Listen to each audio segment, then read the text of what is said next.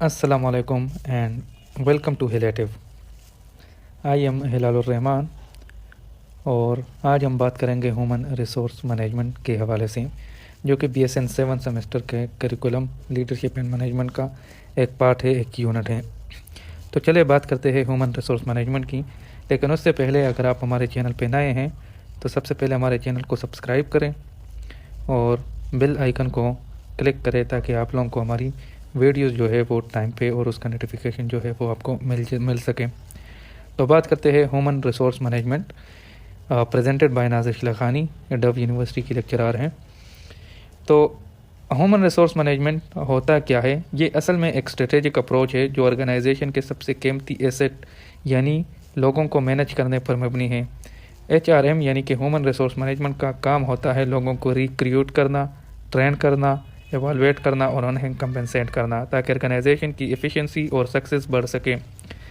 अब ऑब्जेक्टिव्स की तरफ बढ़ते हैं। इस प्रेजेंटेशन के एंड तक लर्नर ये सब कुछ सीखेंगे जो उन्हें HRM यानी कि ह्यूमन रिसोर्स मैनेजमेंट को समझने और अप्लाई करने के लिए मदद करेगा। अब हम ऑब्जेक्टिव की तरफ बढ़ते हैं जो इस प्रेजेंटेशन का असल एम है। इस यूनिट के आखिर तक लर्नर इन इम्पोर्टेंट चीज़ों को समझने और सीखने के काबिल होंगे। Define human resource management, learner को समझ आ जाएगा कि ह्यूमन रिसोर्स का मतलब क्या है और ये ऑर्गेनाइजेशन के लिए क्यों इंपॉर्टेंट है। Discuss the different strategies for staff management, ये समझेंगे कि स्टाफ को इफेक्टिवली मैनेज करने के लिए कौन सी स्ट्रेटजीज यूज़ की जाती है। डिस्क्राइब रिक्रूटमेंट प्रोसेस, ये प्रोसेस डिस्कस होगा कि किस तरह से ऑर्गेनाइजेशन के लिए सही कैंडिडेट्स को अट्रैक्ट और हायर किया जाता है। डिस्कस स्टाफिंग एंड स्केजुअलिंग, स्टाफिंग और स्केजुअलिंग का मतलब है रिसोर्सेज को एलोकेट करना और शिफ्ट को प्लान करना ताकि ऑपरेशन स्मूथली चल सके। Discuss the importance of staff retention and staff development, ये एक्सप्लोर किया जाएगा कि एम्प्लॉयज़ को रिटेन करना और उनकी स्किल को इम्प्रूव करना ऑर्गेनाइजेशन के लिए क्यों ज़रूरी है। Discuss the importance of delegation का मतलब है रिस्पॉन्सिबिलिटी को डिस्ट्रीब्यूट करना, उसको तकसीम करना, जो लीडरशिप और टीम वर्क के लिए बहुत ज़रूरी है। अब हमारे पास नेक्स्ट स्लाइड में है ह्यूमन रिसोर्स मैनेजमेंट। तो चले ह्यूमन रिसोर्स मैनेजमेंट की असल डिफिनीशन और उसकी अहमियत को समझने की कोशिश करते हैं। The strategic approach to managing an organisation most valuable asset it's people is known as human resource management, यानी कि ह्यूमन रिसोर्स मैनेजमेंट या HRM एक स्ट्रेटेजिक अप्रोच है जो ऑर्गेनाइजेशन के सबसे कीमती एसेट यानी कि उनके लोगों को मैनेज करने के लिए इस्तेमाल होती है। It entails the efficient planning, creation and use of procedure and policies to improve worker productivity, contentment and general organizational success. इसका मतलब है efficient प्लानिंग करना, पॉलिसीज़ और प्रोसीजर बनाकर यूज़ करना ताकि एम्प्लॉयज़ की प्रोडक्टिविटी, सेटिस्फेक्शन और ऑर्गेनाइजेशन की ओवरऑल सक्सेस बढ़ाई जा सकें।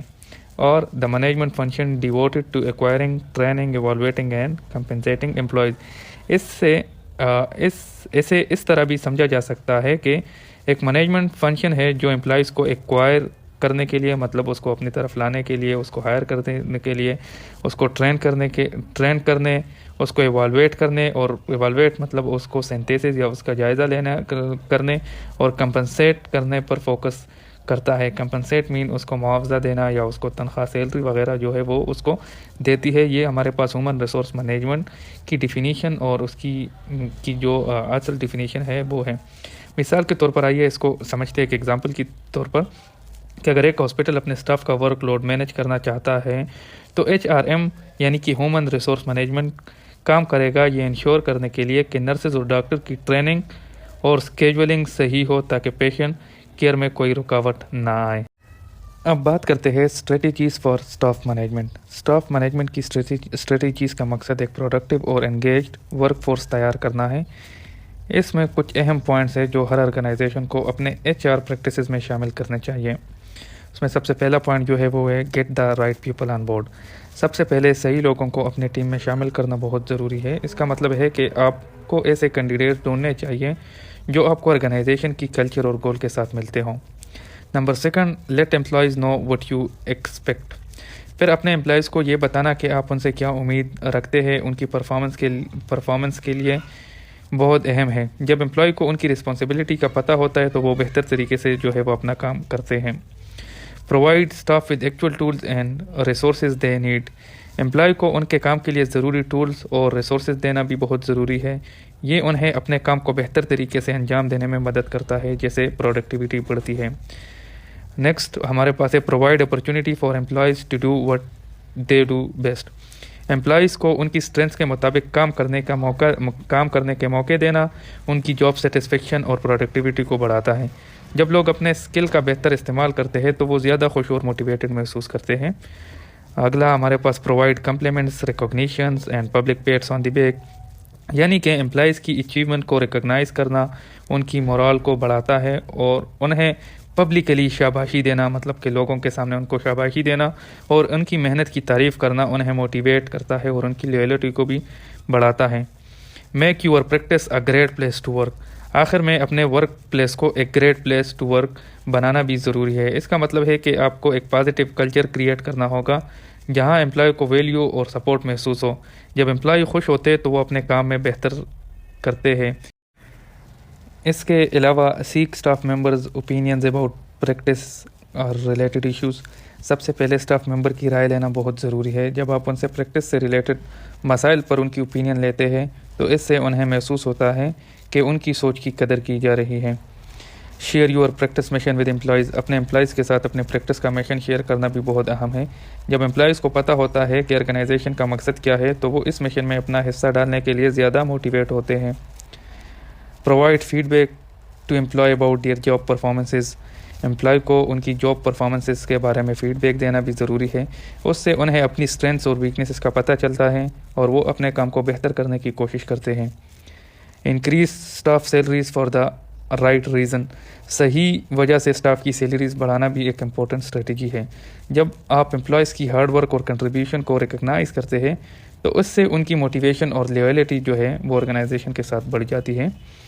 अब नेक्स्ट स्लाइड के ऊपर चलते हैं तो उसमें सबसे पहले टीम बिल्डिंग एंड कोलैबोरेशन, यानी कि टीम बिल्डिंग और कोलैबोरेशन पर फोकस करना भी ज़रूरी है। इससे एम्प्लॉयज़ के दरमियान एक स्ट्रॉन्ग बॉन्ड बनता है जो उनकी प्रोडक्टिविटी और टीम वर्क को बढ़ाता है।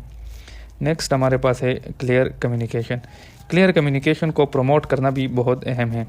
जब कम्युनिकेशन बिल्कुल साफ़ होती है तो मिसअंडरस्टैंडिंग कम होते हैं और काम ज़्यादा इफ़ेक्टिवली होता है, क्योंकि हम अपने मैसेजेस को बिल्कुल क्लियर और कंसाइज वे में दूसरे को ट्रांसफ़र कर देते हैं और वो उस बात को अच्छे तरीके से है जो है वो समझ लेता है।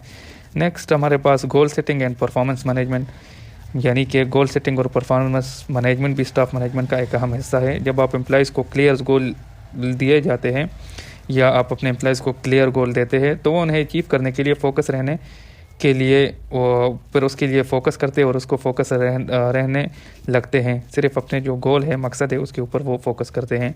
मोटिवेशन एंड मैनेजमेंट के मोटिवेशन, एम्प्लॉयज़ को मोटिवेट करना और उनको एंगेज रखना भी इंतहाई ज़रूरी है। इसके लिए आप उन्हें रिवॉर्ड्स भी दे सकते हैं। उसके अच्छे काम के ऊपर आप उसको कोई शील्ड, कोई अप्रिसिएशंस वगैरह कोई चीज़ दे सकते हैं। रिकग्निशन मतलब कि आप उसकी अचीवमेंट को जो है वो सराहें, उसको दाद दे, पब्लिक प्लेसेस पे उसको दाद दे। और पर्सनल डेवलपमेंट अपॉर्चुनिटीज़ दे सकते हैं, जैसे कि उसकी आपने प्रमोशन कर दी, उसको आप एक सीट से उठा के दूसरी जगह पे कर दिया, प्रमोट कर दिया आपने उन्हें, तो ये चीज़ जो है वो उनको मोटिवेट करती है और उनको एक ऑर्गेनाइजेशन के साथ एंगेज रखती है। अगला जो कि लास्ट है but not the least, conflict resolution. आखिर में कन्फ्लिक्ट रेजोल्यूशन पर भी ध्यान देना चाहिए। जब कन्फ्लिक्ट बोलते हैं डिसएग्रीमेंट को, जब कन्फ्लिक्ट टाइमली और इफेक्टिवली रिजॉल्व किए जाते हैं तो वर्क एनवायरनमेंट ज़्यादा हार्मोनियस और प्रोडक्टिव बन जाता है। ये कुछ स्ट्रेटजीज़ हैं जो अगर ऑर्गेनाइजेशन अपना ले तो वो अपने स्टाफ प्रैक्टिसेस को बेहतर बना सकती है और एक एंगेज्ड और प्रोडक्टिव वर्क प्लेस जो है वो तैयार कर सकती है। आई होप कि आप लोगों को स्ट्रेटजीज़ जो है वो समझ आ गई होगी। अब नेक्स्ट स्लाइड पे चलते हैं और बात करते हैं recruitment and selection in human resource management. देखें, रिक्रूटमेंट और सिलेक्शन ह्यूमन रिसोर्स मैनेजमेंट का एक बहुत ही अहम हिस्सा है। ये दोनों प्रोसेस ऑर्गेनाइजेशन की सक्सेस के लिए ज़रूरी है, क्योंकि सही लोगों का चुनाव करना और उन्हें हायर करना इंतहाई ज़रूरी है। और तो सबसे पहले बात करते हैं रिक्रूटमेंट की।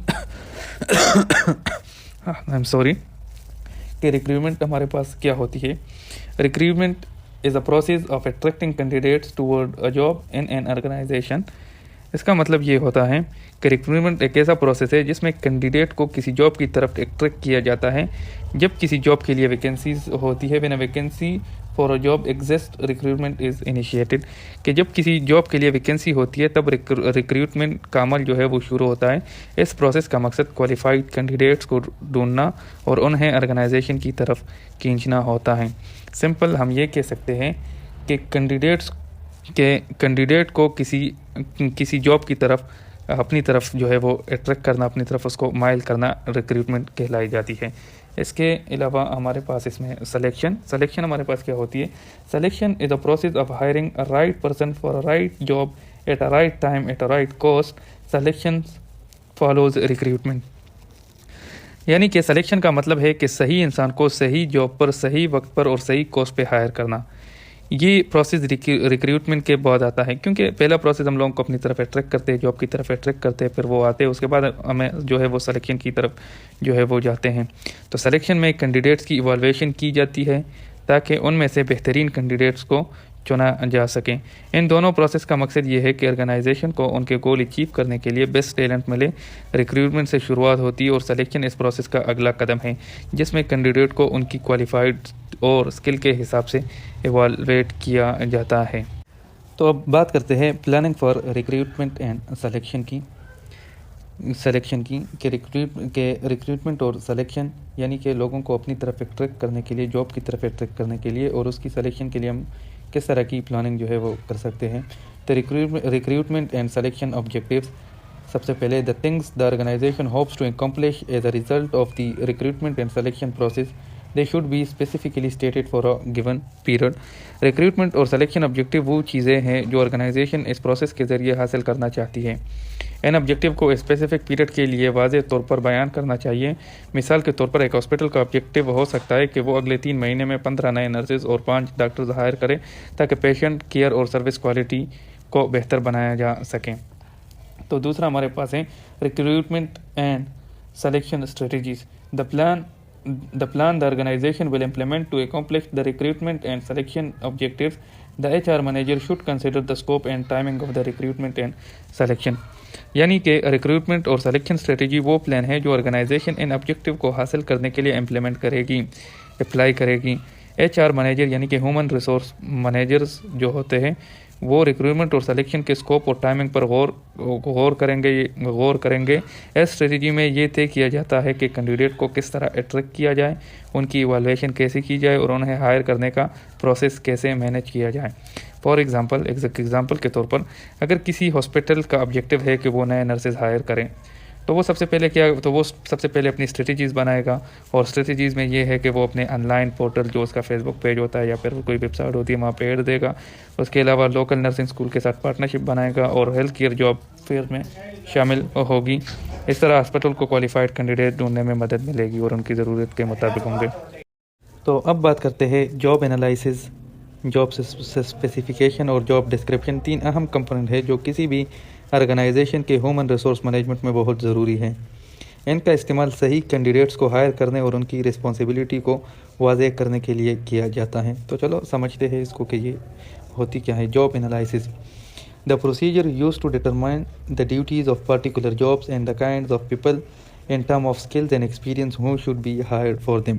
जॉब एनालिसिस एक ऐसी प्रोसीजर है जैसे किसी ख़ास जॉब की ड्यूटीज़ और रिस्पॉन्सिबिलिटी को तय किया जाता है। इस प्रोसेस के ज़रिए ये भी समझा जाता है कि किस तरह से लोगों को हायर करना चाहिए।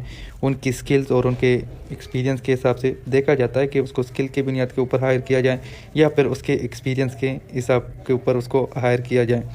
जॉब एनालिसिस से ऑर्गेनाइजेशन को ये पता चलता है कि जॉब की रिक्वायरमेंट क्या है और उन्हें कैसे फुलफ़िल किया जा सकता है। अब बात करते हैं जॉब स्पेसिफिकेशन की। तो the job specification the human qualification in term of trades, skills and experience required to accomplish a job. Job specification में ह्यूमन क्वालिफिकेशन को बयान करते हैं जो किसी जॉब को अंजाम देने के लिए ज़रूरी है। इसमें उसकी ट्रेड्स, स्किल्स और एक्सपीरियंस शामिल होती है जो कैंडिडेट में होने चाहिए। मिसाल के तौर पर अगर एक सॉफ्टवेयर डेवलपर की जॉब है तो जॉब स्पेसिफिकेशन में प्रोग्रामिंग लैंग्वेज की नॉलेज, प्रोग्रामिंग सॉल्विंग स्किल और टीम वर्क एक्सपीरियंस शामिल होंगे। नेक्स्ट हमारे पास है job description. A document that identifies a particular job, provide a brief job summary and lists specific responsibilities and duties of the job. Job description एक document है जो किसी खास जॉब को आइडेंटिफाई करता है, कि एक छोटी सी जॉब समरी प्रोवाइड करता है और जॉब की स्पेसिफिकेशन, रिस्पॉन्सिबिलिटीज़ और जितनी भी ड्यूटीज़ है वो उसको इनलेस कर देता है उसमें। ये डॉक्यूमेंट ऑर्गेनाइजेशन के लिए बहुत ज़रूरी है, क्योंकि इससे कैंडिडेट्स को जॉब के बारे में वाज़ेह तौर पर पता चलता है।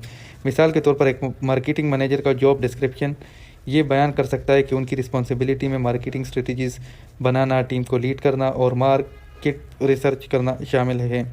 तो इन 3 कंपोनेंट का मकसद यही है कि ऑर्गेनाइजेशन को उनकी हायरिंग की नीड्स को बेहतर समझने में मदद मिले। जॉब एनालिसिस, जॉब स्पेसिफिकेशन और जॉब डिस्क्रिप्शन क्लियरली डिफाइन होते हैं, तो इससे हायरिंग प्रोसेस ज़्यादा इफेक्टिव और एफिशिएंट बन जाता है। अब इसके बाद हमारे पास आता है रिक्रूटमेंट सिस्टम। रिक्रूटमेंट की तो हमने एक दफ़ा बात कर ली कि ये प्रोसेस ऑर्गेनाइजेशन के लिए बहुत अहम होता है, क्योंकि ये कैंडिडेट्स को ढूंढने और उसको हायर करने में मदद करता है। तो रिक्रूटमेंट में 2 सोर्सेज इसमें 2 सोर्सेज जो है वो आती है। एक इसमें इंटरनल सोर्सेज आती है और दूसरा एक्सटर्नल सोर्सेज।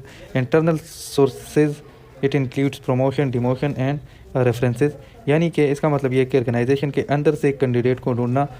इसमें कुछ की मेथड शामिल होते हैं, जैसे कि प्रमोशन, जब एग्जिस्टिंग एम्प्लॉयज़, मतलब वो एम्प्लॉय जो पहले से काम कर रहा है, उनकी परफॉर्मेंस अच्छी हो और उस स्किल के हिसाब से उसको ऊपर की पोजीशन जो है उस पर प्रमोट किया जाता है।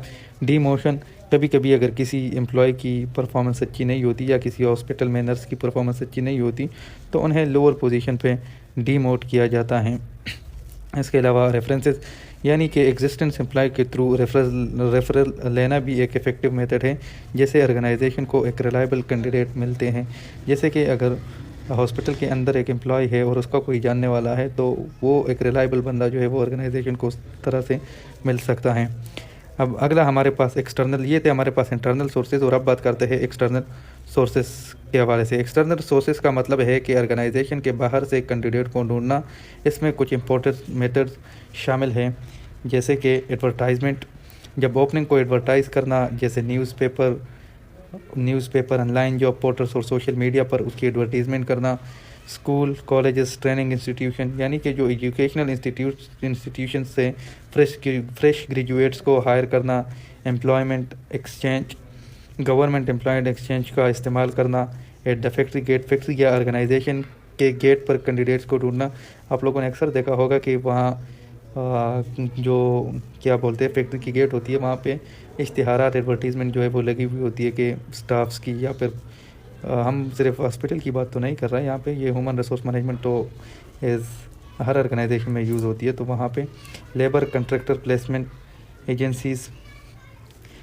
एजेंसीज़ के ज़रिए क्वालिफाइड कैंडिडेट को हायर करना, या लेबर यूनियन के थ्रू भी कैंडिडेट्स को रिक्रूट किया जा सकता है। फॉर एग्ज़ाम्पल के तौर पर अगर एक हॉस्पिटल को नए नर्स की ज़रूरत है तो वो इंटरनल सोर्स का इस्तेमाल कर सकते हैं, जैसे कि एग्जिस्टिंग स्टाफ को प्रमोट करना या उन्हें रेफ़र करना। साथ ही हॉस्पिटल एक्सटर्नल सोर्स का भी इस्तेमाल कर सकता है, जैसे लोकल नर्सिंग स्कूल से फ्रेश ग्रेजुएट को हायर करना या उसको जॉब एडवर्टीज़मेंट देना। तो अब आगे चल के बात करते हैं सिलेक्शन सिस्टम के ऊपर, क्योंकि रिक्रूटमेंट की हमने बात कर दी कि रिक्रूटमेंट में किस तरह से कैंडिडेट को अपनी तरफ अट्रैक्ट करना है। तो अब बात करते हैं सिलेक्शन सिस्टम की। सिलेक्शन सिस्टम का प्रोसेस ऑर्गेनाइजेशन के लिए ज़रूरी है, क्योंकि ये इंश्योर करता है कि सही कैंडिडेट को हायर किया जाए, और इस प्रोसेस में कुछ ऐसे स्टेप्स हमारे पास शामिल है जो कैंडिडेट्स की इवैल्यूएशन और सिलेक्शन में मददगार होते हैं। उसमें सबसे पहला जो है वो है preliminary interview and pre interview screening. ये पहला स्टेप है जिसमें कैंडिडेट का रिज्यूम्स यानी कि CV और उसका एप्लीकेशन को रिव्यू किया जाता है। उसके बाद प्रीलिमिनरी इंटरव्यू कंडक्ट किया जाता है उस कैंडिडेट का, ताकि उससे कुछ बेसिक क्वेश्चंस और उसकी सूटेबिलिटी को एसेस किया जा सके, उसको देखा जा सके। इस स्टेज पर HR मैनेजर कुछ बेसिक क्वेश्चन पूछते हैं ताकि ये जान सके कि कैंडिडेट पोजीशन के लिए सूटेबल है भी या नहीं। उसके बाद दूसरा स्टेप हमारे पास फॉर्मल एप्लीकेशन। इस स्टेप में क्या होता है कि इस स्टेप में कैंडिडेट को फॉर्मल एप्लीकेशन फॉर्म फिल करना होता है, और ये फॉर्म उनकी पर्सनल डिटेल्स, एजुकेशन, एक्सपीरियंस और उसके स्किल को बयान करता है। इस ऑर्गेनाइजेशन को कैंडिडेट के बारे में डिटेल इन्फॉर्मेशन मिलती है। इसके अलावा हमारे पास जो अगला स्टेप है वो है इंटरव्यू को प्रोसेस कैंडिडेट की स्किल और एक्सपीरियंस को एक्सेस करने के लिए होता है। ये एक या ज़्यादा राउंड में हो सकता है जहां HR मैनेजर और हायरिंग मैनेजर कैंडिडेट से उनकी क्वालिफिकेशन और जॉब रिलेटेड क्वेश्चंस पूछते हैं। इस स्टेज पर कैंडिडेट्स की कम्युनिकेशन स्किल्स और प्रॉब्लम सॉल्विंग एबिलिटी को भी इवोल्वेट किया जा सकता है। अब इसके बाद हमारे पास जो है अगला जो स्टेप्स है वो है रेफरेंस एंड क्रेडिट चेक। इस स्टेप में हमारे पास क्या होता है, इस स्टेप में होता यह है कि कैंडिडेट के रेफरेंस को कांटेक्ट किया जाता है ताकि उनकी प्रीवियस एम्प्लॉयमेंट और परफॉर्मेंस के बारे में फीडबैक लिया जा सके। इसके अलावा क्रेडिट चेक भी किए जा सकते हैं, ख़ासतौर पर अगर पोजीशन जो है वो कुछ सेंसिटिव हो या फिर कोई ऐसी पोजीशन जो हसास हो। इसके अलावा अगला हमारे पास टेस्टिंग का प्रोसेस कैंडिडेट की स्पेसिफिक स्किल्स और एबिलिटी को एक्सेस करने के लिए होता है। ये टेस्ट टेक्निकल स्किल्स भी हो सकते हैं, उसके एप्टीट्यूड स्किल्स हम कह सकते हैं कि उसकी डिसीजन मेकिंग स्किल और उसकी अंडरस्टैंडिंग की कितनी एबिलिटी स्किल्स हैं वो इसमें देखा जाता है, या फिर पर्सनालिटी असेसमेंट पर मबनी हो सकती है। इस ऑर्गेनाइजेशन को ये समझने में मदद मिलती है कि कैंडिडेट जॉब के लिए कितना सूटेबल हैं। इसके अलावा आई एम सॉरी, थोड़ी सी तबीयत भी ख़राब है। तो बात करते हैं फ़िज़िकल एग्ज़ामिनेशन की। कुछ पोजीशन के लिए फ़िज़िकल एग्ज़ामिनेशन भी ज़रूरी होता है ताकि ये कंफर्म किया जा सके कि कैंडिडेट फ़िज़िकली फ़िट है और जॉब की रिक्वायरमेंट को फुलफ़िल कर सकता है या नहीं। और आखिर में एम्प्लॉयमेंट ऑफ़र। आखिर में अगर कैंडिडेट सब स्टेप में सक्सेसफुल हो जाता है, कामयाब हो जाता है, तो उन्हें एम्प्लॉयमेंट ऑफ़र दिया जाता है। इस ऑफ़र में जॉब डिटेल्स, उनकी सैलरी, बेनिफिट्स जो है वो शामिल होते हैं। जैसे कि मैं आप लोगों को एक एग्जांपल दे दूं कि अगर एक हॉस्पिटल जो है वो नए नर्सेस को हायर करते हैं तो वो सबसे पहले प्रीलिमिनरी इंटरव्यू और स्क्रीनिंग करेंगे ताकि उन्हें क्वालिफाइड कैंडिडेट मिल सकें। इसके बाद फॉर्मल एप्लीकेशन लिए जाएंगे और इंटरव्यू कंडक्ट किए जाएंगे। रेफरेंस चेक्स और टेस्ट भी किए जाएंगे ताकि इंश्योर किया जा सके कि नर्सिस की स्किल्स और एक्सपीरियंस पेशेंट केयर के लिए कितनी सूटेबल है। आखिर में सक्सेसफुल कैंडिडेट को एम्प्लॉयमेंट ऑफ़र दिया जाएगा। आखिर में सिलेक्शन सिस्टम को सही इस्तेमाल ऑर्गेनाइजेशन को उनकी वर्क फोर्स को बेहतर बनाने में मदद करता है और ओवरऑल सर्विसेज क्वालिटी और पेशेंट सेटिस्फेक्शन को बढ़ाता है। तो अब आगे चल के बात करते हैं स्टाफिंग के ऊपर कि ये हमारे पास क्या होती है। Hospital staffing refer to the process of recruiting, managing and deploying health care profession and support staff to ensure that a hospital operate effectively and provide high quality care to patient. This process include a range of activities including determine the number and types of staff needed, hiring and training employees, scheduling shifts and managing workload. यानी कि hospital staffing का मतलब है health care profession और support staff को recruit करना। Recruit हम बार बार बता चुके हैं कि एक कैंडिडेट को अपनी तरफ अट्रैक्ट करना, उसको मैनेज करना और उसको डिप्लॉय करना। डिप्लॉय का मतलब है उसको एक सही जगह पे असाइन करना या उसको एक जगह से मूव करके दूसरी जगह पे लगाना ताकि हॉस्पिटल इफेक्टिवली ऑपरेट कर सके और पेशेंट को हाई क्वालिटी केयर प्रोवाइड कर सके। ये प्रोसेस कई एक्टिविटीज़ को शामिल करता है जिसमें स्टाफ की ज़रूरत का तय करना, हायरिंग और ट्रेनिंग शिफ्ट्स का स्केड्यूल बनाना और वर्कलोड्स को मैनेज करना है। हॉस्पिटल शिफ्ट के कुछ कंपोनेंट्स इसमें इन्होंने दिए हुए हैं। सबसे पहले स्टाफ नीड्स असेसमेंट। पहले ये तय किया जाता है कि हॉस्पिटल को कितने और किस तरह के स्टाफ की ज़रूरत है। यही असेसमेंट पेशेंट वॉल्यूम, सर्विस की टाइप्स और हॉस्पिटल की ओवरऑल स्ट्रेटेजी के हिसाब से होता है। रिक्रूटमेंट स्टेज पर हॉस्पिटल क्वालिफाइड कैंडिडेट को ढूंढता है। ये इंटरनल रिसोर्सेज, प्रमोशन और रेफरल या एक्सटर्नल रिसोर्सेज इस्तेमाल करके किया जाता है। Hiring and training. जब कैंडिडेट सेलेक्ट हो जाते हैं तो उन्हें हायर किया जाता है और उनकी ट्रेनिंग की जाती है ताकि वो हॉस्पिटल की पॉलिसीज़ और प्रोसीजर को समझ सके। स्केजुअलिंग शिफ्ट्स। स्टाफ की शिफ्ट को स्केजुअल करना भी बहुत ज़रूरी होता है ताकि इस बात को यकीनी बनाया जा सके कि हॉस्पिटल में हमेशा सफिशिएंट स्टाफ मौजूद हों। And workload management. स्टाफ के वर्कलोड को मैनेज करना भी इम्पोर्टेंट है ताकि उनकी परफॉर्मेंसेस और जॉब सेटिस्फेक्शन बढ़ सके। अब आगे क्या जाते हैं। Process of determining and providing the acceptable number and mix of nursing personnel to produce the desired level of care to meet the patient's demand. Staffing का प्रोसेस इंश्योर करता है कि हॉस्पिटल में सही नंबर और मिक्स ऑफ नर्सिंग पर्सनल यानी कि जो अमला हो ताकि पेशेंट की डिमांड को पूरा किया जा सके और इसका मकसद ये है कि पेशेंट को बेहतर केयर मिल सके और हॉस्पिटल की ऑपरेशन स्मूथली चल सकें। फॉर एग्ज़ाम्पल, अगर मैं अब आपको आखिर में एक एग्ज़ाम्पल दे दूं कि अगर एक हॉस्पिटल को इमरजेंसी डिपार्टमेंट के लिए नर्सेज़ की ज़रूरत है, तो वो पहले स्टाफिंग नीड असेसमेंट करेंगे ताकि ये जान सके कि कितने नर्सेज़ की वहाँ पे ज़रूरत है। इसके बाद वो रिक्रूटमेंट प्रोसेस शुरू करेंगे। इंटरनल भी हो सकते हैं, एक्सटर्नल भी हो सकते हैं, जिसमें जॉब एडवर्टाइजमेंट देना और नर्सिंग स्कूल से फ्रेश ग्रेजुएट प्रोसेस शुरू करेंगे। अब एडवर्टाइजमेंट के बाद नर्स जो है वो हायर हो जाएगी, तो उन्हें ट्रेनिंग दी जाएगी और शिफ्ट स्केजुअल उसको बता दिया जाएगा ताकि इमरजेंसी डिपार्टमेंट में हमेशा सफिशिएंट स्टाफ जो है वो वहाँ पे मौजूद हो और वो वहाँ पे अपने जो काम है वो सही तरीके से कर सके और पेशेंट को बेहतर केयर जो है वो प्रोवाइड कर सके। ये तो हो गई स्टाफिंग की बात। अब बात करते हैं स्केजुअलिंग के हवाले से कि स्केजुअलिंग हमारे पास क्या होता है। Scheduling is the process of organising and assigning shifts and workers for nurses to ensure that there is adequate coverage to meet patient care needs while managing staff workloads and preference। यानी कि scheduling का process nurses के लिए shifts और work hours को organise और assign करने का होता है ताकि ये बात इंश्योर की जा सके कि पेशेंट केयर नीड्स को पूरा किया जा सके। और इस प्रोसेस का मकसद ये है कि स्टाफ वर्कलोड और उनकी प्रेफरेंसेस, मतलब जो उसकी तरजीहात है, उसको मैनेज करते हुए एडिक्वेट कवरेज दी जा सके। Effective scheduling is crucial in healthcare setting as it directly impacts patient safety, staff satisfaction and overall operational efficiencies। यानी कि effective schedule health care setting में बहुत ज़रूरी है क्योंकि ये सीधा पेशेंट सेफ्टी, स्टाफ सेटिस्फेक्शन और ओवरऑल जो ऑपरेशनल एफिशिएंसी के ऊपर असर डालता है। अगर स्केजुअलिंग सही तरह से किया जाए तो इससे हॉस्पिटल की ऑपरेशन बेहतर होती है और पेशेंट को बेहतर केयर जो है वो मिलता है। अब नेक्स्ट बात करते थे a time table showing plan work days and shift for nursing personal. Scheduling का एक टाइम टेबल होता है जो नर्सिंग पर्सनल के प्लान, वर्क डेज और शिफ्ट को दिखाता है।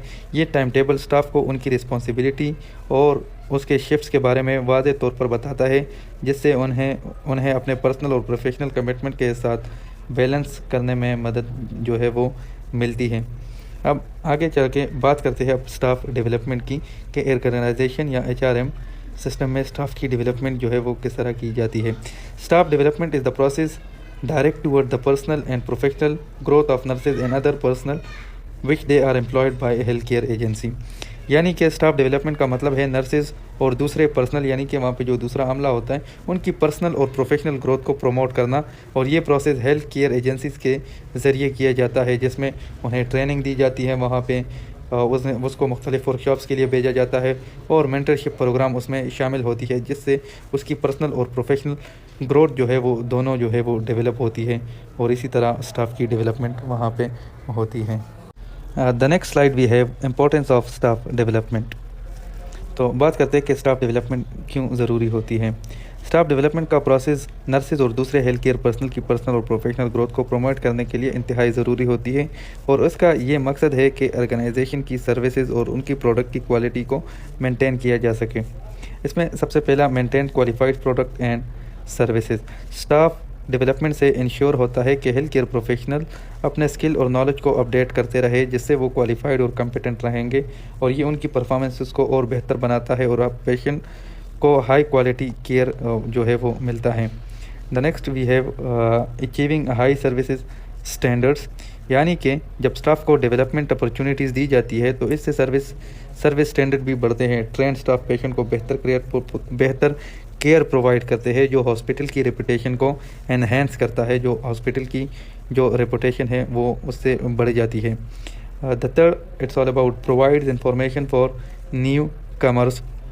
यानी कि स्टाफ डेवलपमेंट प्रोग्राम नए एम्प्लॉयज़ को ऑर्गेनाइजेशन की पॉलिसीज़ और प्रोसीजर के बारे में इंफॉर्मेशन प्रोवाइड करते हैं।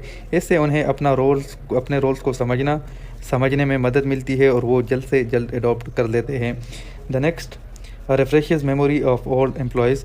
यानी कि जो वहाँ पे ओल्ड एम्प्लॉयज़ होते हैं तो उनके लिए भी स्टाफ डेवलपमेंट जो है वो ज़रूरी है, क्योंकि ये उनकी मेमोरी को रिफ्रेश करता है और उन्हें नई टेक्निक और प्रैक्टिस से वाकिफ़ करता है, जिससे उनकी परफॉर्मेंसेस और उसकी जॉब सेटिस्फेक्शन बढ़ जाती है। The next we have achieves learning about new things, technologies, products और सर्विस डिलीवरीज। यानी कि हेल्थ केयर इंडस्ट्री में टेक्नोलॉजीज़ और सर्विसेज डिलीवरी में हमेशा नए डेवलपमेंट होते हैं। स्टाफ डेवलपमेंट से एम्प्लॉय को इन नई चीज़ों के बारे में सीखने का मौका मिलता है जो उनकी स्किल को एनहेंस करता है, जो उसकी स्किल को चार चांद लगा देता है, हम ये कह सकते हैं। The next we have it reduce mistakes and minimising cost, यानी कि जब ट्रेंड स्टाफ मिस्टेक कम करते हैं जो ऑर्गेनाइजेशन के लिए कॉस्ट सेविंग होती है, मतलब उनके के लिए we would say that minimising cost होती है। जब एम्प्लॉयज़ अपने काम में प्रोफिशेंट एक्सपर्ट होते हैं तो इससे ऑपरेशनल एफिशिएंसी बढ़ती है और रिसोर्सेज का बेहतर इस्तेमाल जो है वो हम कर सकते हैं। Opportunities for staff to feedback और सजेस्ट इम्प्रूवमेंट, यानी कि स्टाफ डेवलपमेंट प्रोग्राम एम्प्लॉय को फीडबैक देने और इम्प्रूवमेंट सजेस्ट करने का मौका देते हैं। इससे ऑर्गेनाइजेशन को अपने प्रोसेस और सर्विसेज को बेहतर बनाने में मदद मिलती है। The next we have improves communication and relationships, better team work, यानी कि स्टाफ डेवलपमेंट से कम्युनिकेशन और रिलेशनशिप भी इम्प्रूव होते हैं। जब एम्प्लॉय एक दूसरे के साथ ट्रेनिंग और डेवलपमेंट एक्टिविटीज़ में शामिल होते हैं तो इससे टीम वर्क और कोलैबोरेशन जो है वो मज़ीद बढ़ती है। फॉर एग्जांपल, अगर एक hospital staff development programme conduct करता है तो इससे नर्सेज और डॉक्टर्स की स्किल बढ़ेगी, जो उन्हें नए मेडिकल टेक्नोलॉजीज़ और पेशेंट केयर प्रैक्टिसेस के बारे में सीखने का मौका देगा। इस तरह हॉस्पिटल की सर्विसेज क्वालिटी इंप्रूव होगी और पेशेंट को बेहतर केयर जो है वो मिलेगा। So now we have the next topic. It's all about employee retention. The employee retention is the process in which employees are encouraged to remain in the organization or the maximum period of time or until the completion of project. यानी कि employ retention का process उन employees को encourage करना है कि वो organisation में ज़्यादा से ज़्यादा वक्त तक या प्रोजेक्ट के कंप्लीशन तक रुके। ये प्रोसेस ऑर्गेनाइजेशन की स्टेबिलिटी और प्रोडक्टिविटी के लिए इंतहाई ज़रूरी होती है।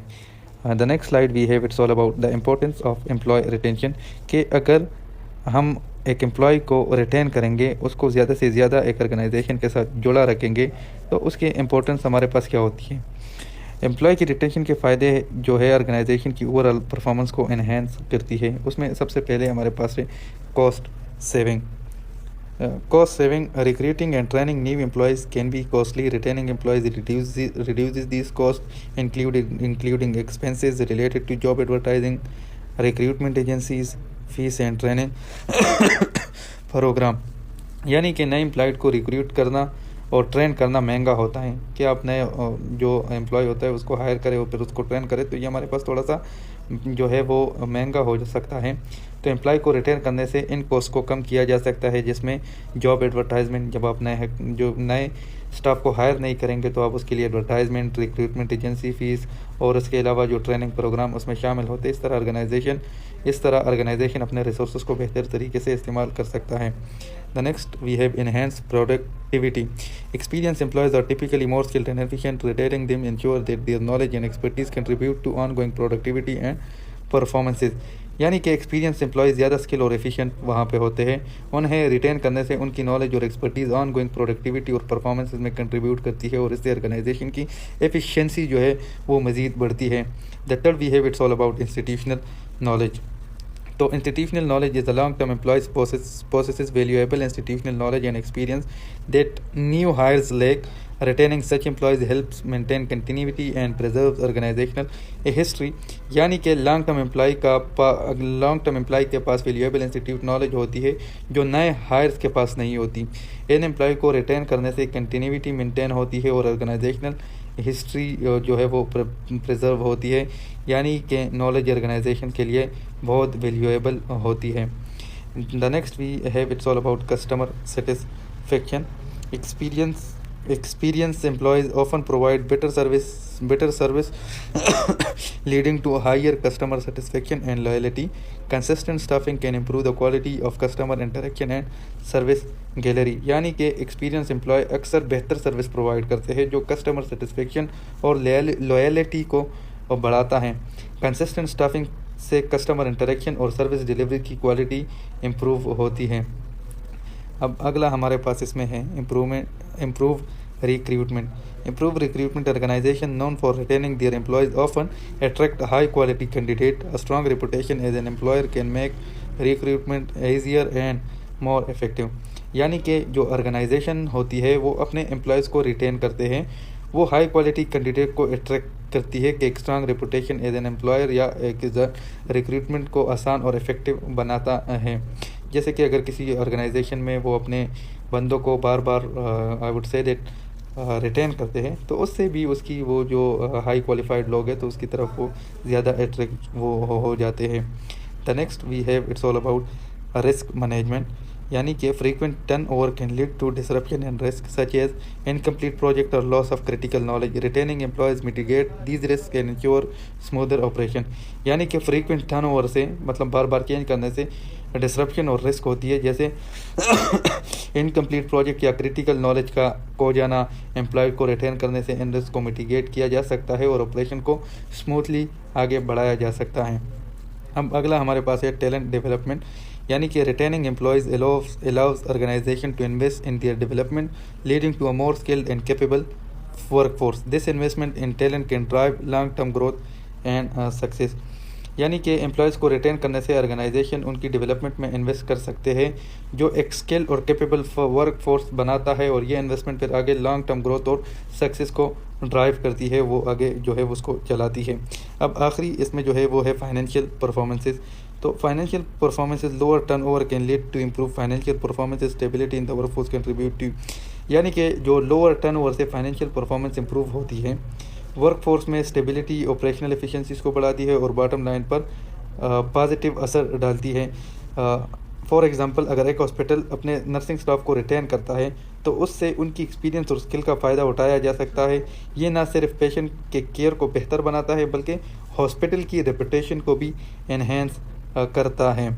आखिर में एम्प्लॉय को रिटेंशन ऑर्गेनाइजेशन की सस्टेनेबिलिटी और ग्रोथ के लिए बहुत ज़रूरी है कि इस तरह के ये प्रोसेस न सिर्फ एम्प्लॉय की सेटिस्फेक्शन को बढ़ाते हैं बल्कि ऑर्गेनाइजेशन की ओवरऑल परफॉर्मेंसेस को भी वो एनहेंस करते हैं।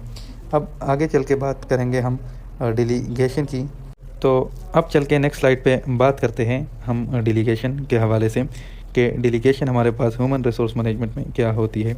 सो delegation is the process by which authority is granted to a subordinate by his superior, यानी कि डेलीगेशन का आप सिंपल में मतलब ये समझ सकते हैं कि डेलीगेशन की मानी जो है वो है नाइब, यानी कि डेलीगेशन का मतलब है अथॉरिटी का अपने सबऑर्डिनेट को देना जो उनके सुपीरियर के ज़रिए होता है। और ये प्रोसेस ऑर्गेनाइजेशन के लिए बहुत ज़रूरी है, ख़ास तौर पर जब वर्कलोड बढ़ता है और मैनेजर्स को अपने काम को एफिशिएंटली मैनेज करना होता है। यानी कि एक जो मैनेजर है वो अपनी अथॉरिटी अपने से जो नीचे से उसका सबऑर्डिनेट है उसको दे देता है और फिर उसको जो है उसकी अथॉरिटी को रन करता है उसकी गैर मौजूदगी में। तो ये इंतहाई अहम है, जिससे वर्कलोड भी कम हो जाता है और काम भी जो है वो एफिशिएंट तरीके से मैनेज हो जाता है। अब delegation is the only solution to cope with increasing workload of manager as the organisation growth, यानी कि डेलीगेशन हमारे पास यानी कि जब ऑर्गेनाइजेशन ग्रो करती है तो उन्हें अपने रिसोर्सेज को बेहतर तरीके से मैनेज करने की ज़रूरत होती है और डेलीगेशन इसका एक इफ़ेक्टिव तरीका है और ये वर्कलोड को जो है वो मैनेज भी करती है। अब नेक्स्ट स्लाइड पे चल के बात करते हैं इम्पोर्टेंस ऑफ डेलीगेशन के। डेलीगेशन मतलब कि अपने जो आपने नायब रखा, अपनी अथॉरिटी आपने अपने सबऑर्डिनेट को दी, तो उसकी हमारे पास क्या इम्पोर्टेंस है।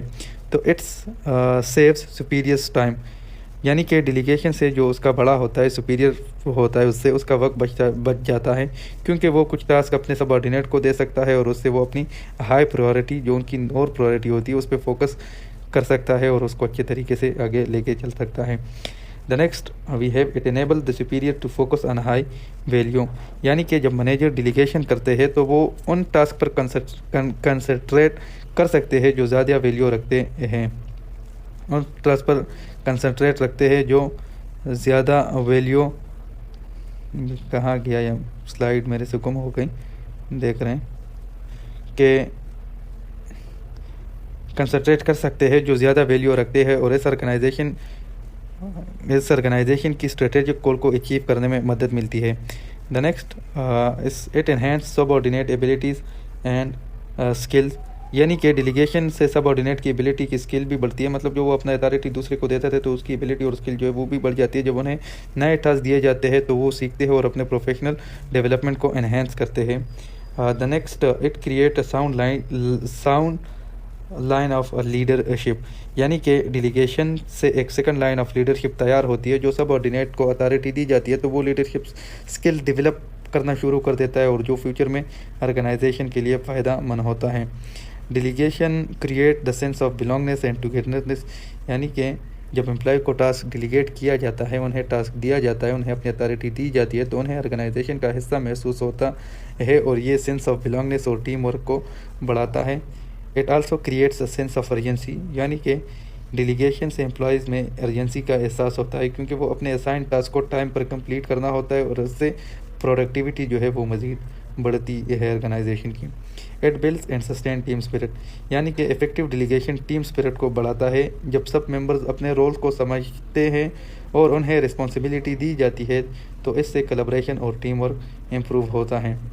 The next, it generates collective responsibility, कि डिलीगेशन से कलेक्टिवली रिस्पॉन्सिबिलिटी का एहसास होता है।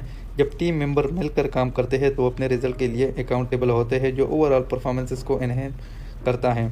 फॉर एग्जांपल, अगर एक हॉस्पिटल का मैनेजमेंट अपने नर्सिंग स्टाफ को पेशेंट केयर टास्क डिलीगेट करता है, तो इससे नर्सिस की स्किल्स बढ़ेगी और वो अपने रोल में ज़्यादा कॉन्फिडेंट महसूस करेंगे। ये न सिर्फ पेशेंट केयर को बेहतर बनाता है, बल्कि हॉस्पिटल की ओवरऑल एफिशिएंसीज को भी एनहेंस कर देता है।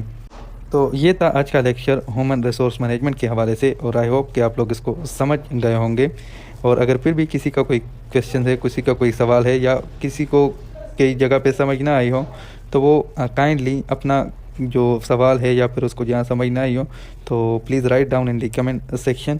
और हमें इस लेक्चर के हवाले से अपना फीडबैक ज़रूर दीजिए, क्योंकि ये फ़र्स्ट टाइम हमने स्टेप उठाया है और इस तरह की हमने लेक्चर्स यूट्यूब पे अपलोड करना शुरू किए ताकि स्टूडेंट को फ़ायदा मिले। तो जहाँ पे आप लोगों को हमारी फ्लॉज या वीकनेसेस लगती है, तो आप वो भी साथ में कमेंट सेक्शन में आप फीडबैक भी दे दें, और साथ में हमें ये भी बताएं कि नेक्स्ट जो हम वीडियो बनाएं या फिर हम जो नेक्स्ट लेक्चर बनाएं तो वो किस टॉपिक के ऊपर हो। तो वो भी आप काइंडली कमेंट सेक्शन में ज़रूर लिखें। और hope for best wishes for your exam. और हिम्मत करें, अपने आप को मोटिवेट रखें और अपने नोट्स बनाएं, और अल्लाह पे तवक्कल रखें और अपने एबिलिटीज़ और काबिलियत पे तवक्को रख के एग्ज़ाम के लिए जाएं। एंड इंशाल्लाह our relative team will support you throughout your exam. Thank you so much.